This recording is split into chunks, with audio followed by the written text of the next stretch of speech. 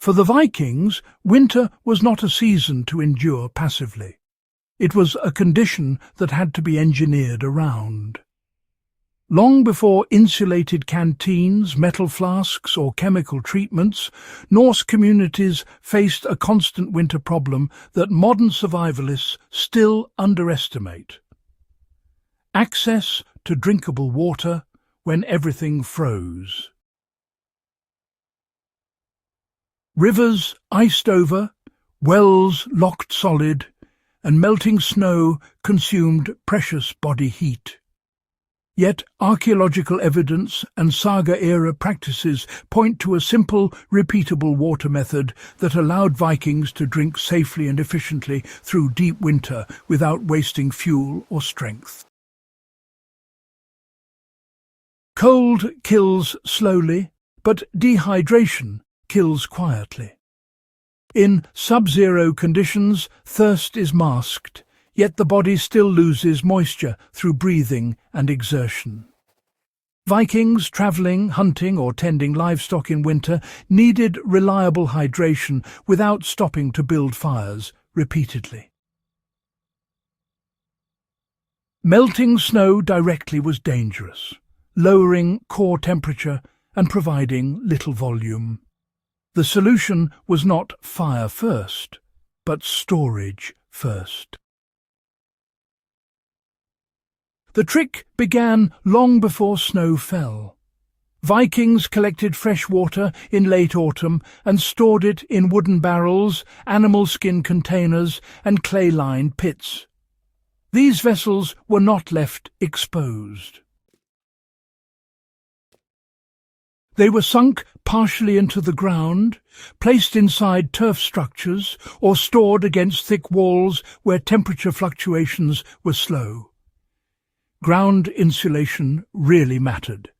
Soil stays warmer than air during extreme cold. By placing water containers below the frost line or inside earth-insulated spaces, Vikings prevented complete freezing. Ice might form on the surface, but liquid water remained beneath. Rather than fighting ice, Vikings used it as insulation. A thin ice cap sealed stored water from contamination and further heat loss. When water was needed, the ice was cracked and removed, revealing drinkable liquid below. This approach conserved energy. Breaking ice required far less effort than melting snow or boiling frozen river water. The stored water also retained minerals and taste, unlike melted snow. Historical accounts and experimental archaeology suggest Vikings sometimes coated the inside of wooden containers with animal fat or resin. This reduced water seepage into the wood and, slowed heat transfer. Wooden barrels, unlike metal, did not conduct cold quickly. When wrapped in hides or straw, they became effective thermal buffers. This layered insulation was, quite simply, deliberate. It combined material science with environmental awareness, long before those terms even existed. For travellers, Vikings used skin bags worn close to the body under their cloaks. Body heat kept the water from freezing solid, and even if a bit of ice formed, movement would fracture it, keeping some portions drinkable. This method worked because the volume was small and, constantly agitated. Modern survivalists often carry rigid bottles exposed to air. The Viking method prioritized placement over material. Fire was valuable in winter, but it was not infinite.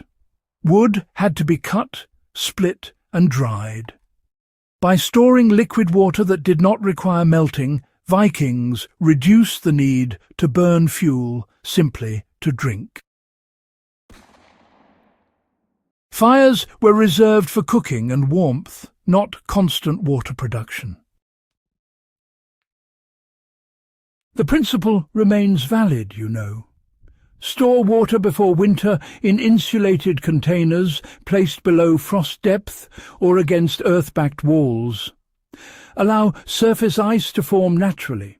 Break and remove ice when needed. And, for travel, keep water close to the body rather than in external packs.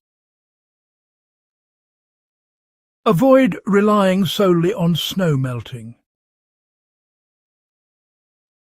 If snow must be used, add liquid water first to prevent scorching and heat loss. Modern infrastructure removed the need for seasonal planning. Heated pipes and insulated bottles replaced earth and wood. As lifestyles changed, so did memory. The Viking water trick faded not because it failed, but because it became unnecessary. Yet in off-grid living, winter expeditions and emergency scenarios, the problem returns unchanged. So this method, it really reflects a broader Viking approach to survival. Anticipate conditions, work with natural forces, and minimize energy waste. It was not dramatic, it was dependable. That reliability allowed Norse communities to function through winters that would cripple less prepared societies. Understanding this water trick is not about nostalgia. It's really about recognizing that, some problems are best solved before they appear. If this exploration of Viking winter survival added depth and practical value to your understanding of historical self-reliance, please consider supporting Backyard Wisdom by subscribing, sharing this episode, and helping preserve techniques that still matter when modern systems fall silent.